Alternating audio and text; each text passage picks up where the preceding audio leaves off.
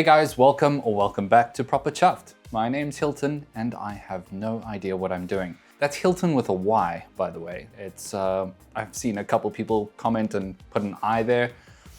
It's okay, I'm not super offended by it in any way. That's the normal spelling of Hilton, but mine is with a Y. Regardless, if you're new to the channel, I hope you enjoy this content, and if you do, please consider subscribing. That would be really cool. If you're a returning viewer, welcome back. It's good to see you again. If you are one of those said new viewers, let me bring you up to speed. I am currently building a fictitious West Highland extension called Dun Roman, and right now we're in the process of doing some scenics. So if you've missed any of that, just click on the playlist and it'll take you back right to the beginning to see how we got to this point. In the last update, it was very green. This time round, it's going to be very purple, as I'm going to show you how I bring my heather to life on the Scottish West Highlands. This is a rather iconic look and one that I don't feel like I can afford to make a mistake on. So it's really important for me to bed down and make sure that the colors are exactly what I'm happy with. So let's jump in and begin this process. It's something I've been meaning to get towards for a while, and now with most of the station scenery sort of mainly done, I feel like I can progress onto the next section of the layout, which is the Northern Mountain. So today I'm going to walk you through my process of how I bring this to life. I cannot stress how valuable reference pictures and videos have been throughout this entire process. Being able to look at what I'm doing and compare it to what I see on the internet or photos of the West Highlands, especially during this time of year. I was able to subtract some parts that I had done previously, add more to what I thought was already enough, and I ended up with something that I'm pretty damn happy with. To begin this process, I covered the entire northern side of the mountain in a mix of static grasses. I used some grasses as short as 2 millimeters to some as long as 12 millimeters. But I think what's really important here is learning how to use a forced perspective, especially with grasses like that and bushes. What you really want to do is focus on using your longer grasses closer towards the edge of the layout where you are as the operator or viewer, and use your smaller grasses much further up the hill so it creates that element of depth just as you go up. So what I'd start with was 12 millimeters right up front where the viewer or operator is, moving a little bit back down to 8 mil, a little bit further down to 6, even further still 4, and finally, as we got to the top of the mountain, 2 millimeters. To be honest with you, you can probably get away with just using flock in the very, very far distance. During this process, much like my previous bit of landscaping, I included some small bits of ballast inside the grass, made sure that they were pushed down to ground height, just to hide them and give the entire landscape and scenery a little bit of interest if you look at it from eye height or even from slightly above. And I feel like it accurately reflects some of the rocks and boulders hidden amongst the heather.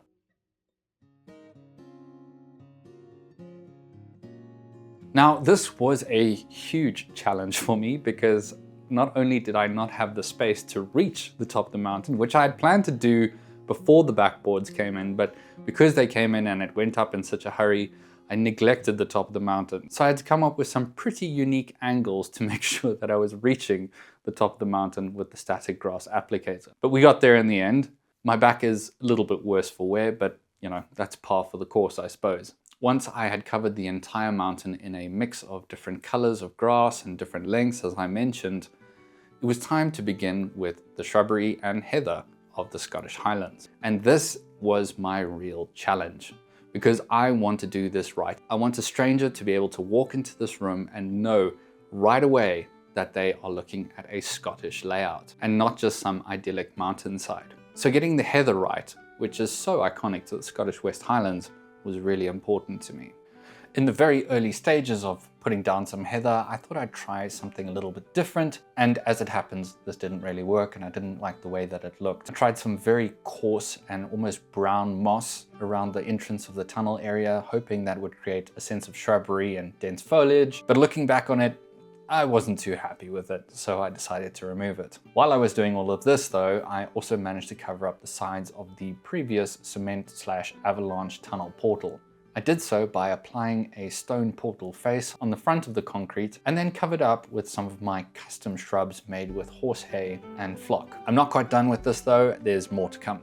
Initially, I thought I might solve this problem by creating my own little bushes all along and just sort of changing up their colors and making that into my heather. But I realized very, very quickly that I was going to run out of all of my horse hay and static grass was not going to cut it. So I turned to our old friend, Woodland Scenics. In typical Woodland Scenic style, they have a variety of different colors of shrubbery. Now, they call this flock, but it's more of a bushy flock. For my heather, I picked up the conifer green color. This seemed the most apt to work off of, as we're kind of going for a very dark green with a little bit of an umber tone to it. Now, the umber tone is not here, but we'll deal with that later. Cracking open the packet, I began scattering the bushes all across the landscape and quickly realized that the clumps included were sometimes just a little bit too big. If you look at heather, it kind of blends in with grass at grass level. It sort of disappears out of sight every now and then just because it's so low to the ground. So these larger clumps were not going to cut it. Instead, I decided to take these clumps and put them in a blender and blend the absolute brains out of them. This is a normal household blender, but the result speaks for itself. What we're left with is a very fine bush, one that can easily be placed on static grass and pushed down into it to make sure that it's on that level. And with that problem sorted, it was time to begin planting all of the heather. A quick point about forced perspective: make sure that your bushes and clumps are quite large, close up to the viewer or controller, and as you get further away and further up the mountain or hillside and you want to create that forced perspective, make sure that those clumps become smaller and smaller and smaller so that it gives the illusion of depth. And when you look up at it from the viewing standpoint, you can see that there's a clear sort of distinction between what's close to you and what's quite far away. There were many, many moments during this process where I felt like I had either put on too much or too little. And a big thank you to a couple of my friends who I chatted to throughout the process, namely Bill, who came back to me more than a few times telling me to add a little more or take some away. It's exactly this reason why I love YouTube and this hobby, especially being on this platform, because I've got these resources and I appreciate them so very much. Regardless, the initial patchwork I put down was a little bit lacking, so I decided to just double down and nearly cover the entire hill in it. Now, when comparing my hill to the pictures that I've seen on the internet, I think I've done a fairly good job of balancing it out. What we need is a mix of grass, along with the heather and some other bushes to kind of change up colors and just make it look a little bit more natural. We don't just have exclusively heather on the West Highlands, so it's important to add different colors to it a little bit later, but we'll get there. Sorry to rudely interrupt all of this, but I've got a fairly important announcement.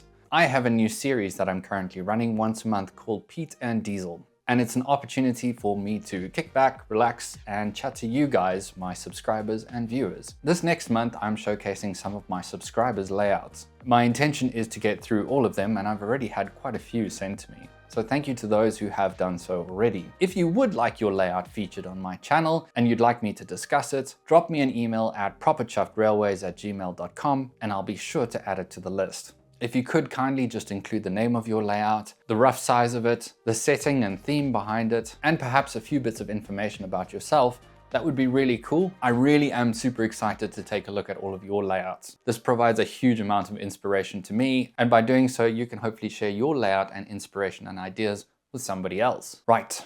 Back to the heather. Another little trick I realized while I was planting down all of the heather was to make sure that I used a flat bottom jar or something that I could apply a little bit of pressure with to push down the heather into the static grass. This also flattens out the heather to make sure that none of it stands up too much, because again, if you look at it, it is quite flat and does blend in with the grass level. And I basically just rinse and repeat this process as I go, adding heather further and further up the mountain. And as I mentioned, with less and less, to make sure that we've got that forced perspective. The next and probably most important step was to get the base color of the heather right. For this step, I brought out my trusty airbrush. And with a little bit of airbrush thinner and the help of Vallejo's Armor brown color, I came up with a perfect color, a sort of umber, to give the bushes of the heather their baseline. Now, very carefully and quite gingerly, I began spray painting the tops of the bushes, leaving the edges particularly open and still quite green. In some sections I went a little bit darker, whereas other sections I was a little bit lighter. And I think this creates a natural variation to the eye. When you look at it, you kind of get this differentiation of darker patches, lighter patches, because nothing in the natural world is ever symmetrical. So bear that in mind when you do something like this. This was the best solution with the resources that I have to come up with a natural looking heather. However, there may be ready to buy products where you could basically just put it down and you'd be good to go. But mine requires this extra step, and I hope it helps you if you are trying to replicate this in your own way. Following this, I basically put some hairspray over all of the heather I had planted down just to make sure that it was a little bit firmer and more locked in. A couple of people have mentioned that you don't have to use hairspray. You can use scenic sprays. And yes, absolutely, that is true, but hairspray is a lot cheaper. As soon as something becomes a hobby product, the price just goes through the roof. So when you can use something like hairspray, it does work quite well. The next step in creating the heather is the iconic pink and purple flower. I used a mix of Woodland Scenic's pink and purple flowers. They come in small little packets. It's just very dense colored flock. I mixed those two together and just popped them in an Italian herb shaker. I took the herbs out, of course. Ideally, I just wanted to shake these onto the heather and doing so quite evenly. So this seemed like the right kind of solution simply because it's got a variable opening, which you can see here. So you can sort of adjust it as you go. And I think it's pretty much the perfect scenic shaker if you're looking for something like that. So that's my little secret tip for the week, I guess. I then proceeded to cover all of the heather, especially in the lower sections, in this pink and purple flock. Now I say specifically in the lower section because as you go higher up, temperature might be a little bit different. Some flowers may not have bloomed just yet. I do spot a couple here and there as we go a little bit higher, but I leave most of the bushes right at the top of the mountains, very sparse and only a few little flowers. Once I'd added all of the pink and purple flock, I once again used some hairspray to lock it all down. And I think at this point it's looking rather grand. But there is definitely some greenery still missing. So let's jump into a bit of that. When it comes to adding green flock and bushes to a Scottish model mountain like this, which is already covered in beautiful pink and purple heather, the key is balance. I don't want the greenery to overpower the subtle tones of the static grass.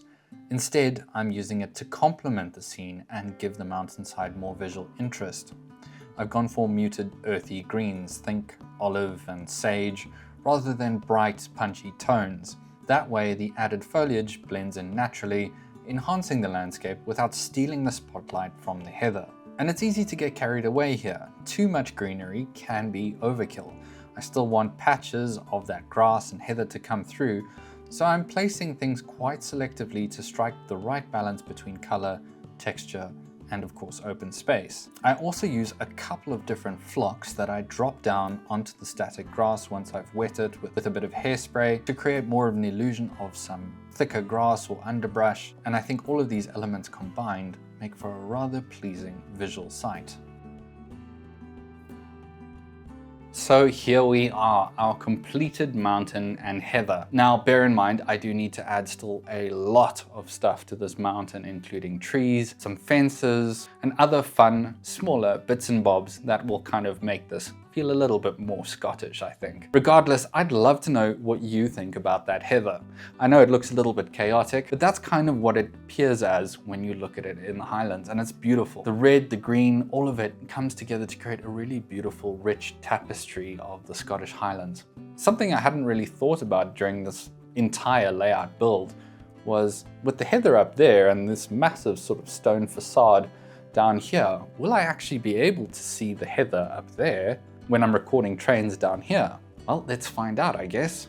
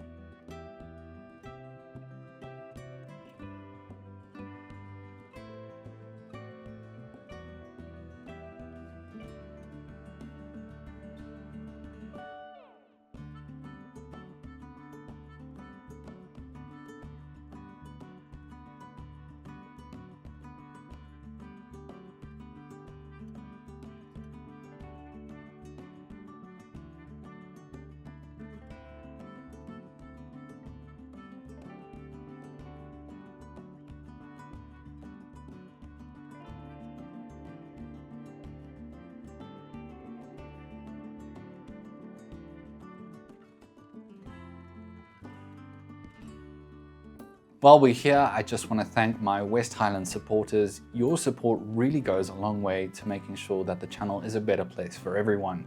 So a big thank you to Annie, Mystic Brick, Simon Thompson, Bill from 3B Rail, Jersey Bill, Tony from Choberton Junction, Derek L, James from the Little Western Model Railway, Dan from Pedantic Mongrels Railway Channel, Joachim Bengston, Tim, Clagfest, McDave, Chris from Valleys 5600, SBJ from Emperor's Path, Rob from the Kiln Line, Johnny from the 62C Workbench, Phil from PN Motorsport Trains, and Steve Room. Thank you all so much for your support. It really does mean the world to me. That is, unfortunately, all I have time for this week. Next week, we'll tackle something different. Thank you so much for watching, and I really do hope you got something out of it. If you did, drop me a thumbs up. That would be really greatly appreciated.